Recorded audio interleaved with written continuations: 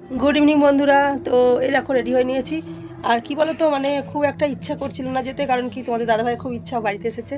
ও বলছে যে চলো, তো আমার তো খুব ঠান্ডা লেগেছে তোমরা জানোই। তো এই যে দেখো ওর জন্যই আমার বেরোনো। তো আমি আর শাড়ি পরিনি, কারণ আমারও তো এনার্জি নেই। তো আমাদের এখানে সরস্বতী পুজো খুব ভালো হয়, তো সেই জন্য ও বলছে চলো বেরোই। আর কি আমাদের সাথে যাবে না, মানে ছোটো ছেলে আর বড়ো ছেলে তো আসেনি।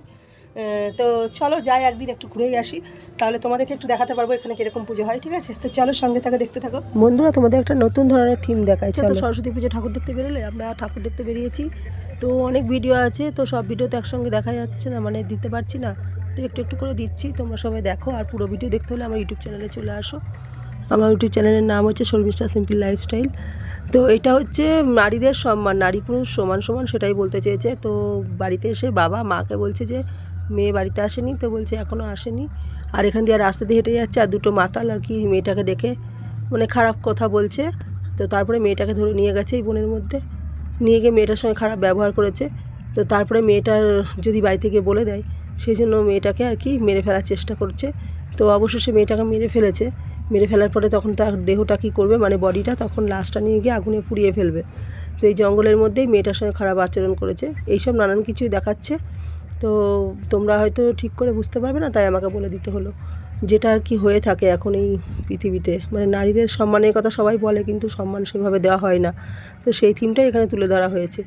তো তারপরে একে টেনে নিয়ে যাচ্ছে, নিয়ে গিয়ে আর কি এই যে এখানে দাহ করা হবে। তো মেয়েটা উধাও হয়ে গেল, কিন্তু এরপরে এর এই মানে কোথায় গেল, কি বৃত্তান্ত, এই সমস্ত কিছু নিয়ে এখানে ঠাকুর হয়েছে। তাই ঠাকুরটাকে একটু দেখিয়ে নিলাম, ঘোরানোর সময় দেখা যাচ্ছে বলে।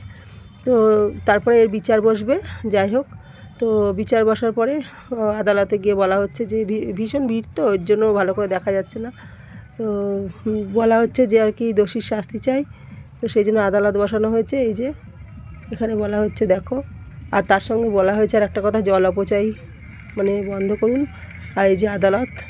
তো তারপরে লাস্টে এটাই দেখানো হচ্ছে যে একটা সন্তান তার মায়ের কাছে কত দামি।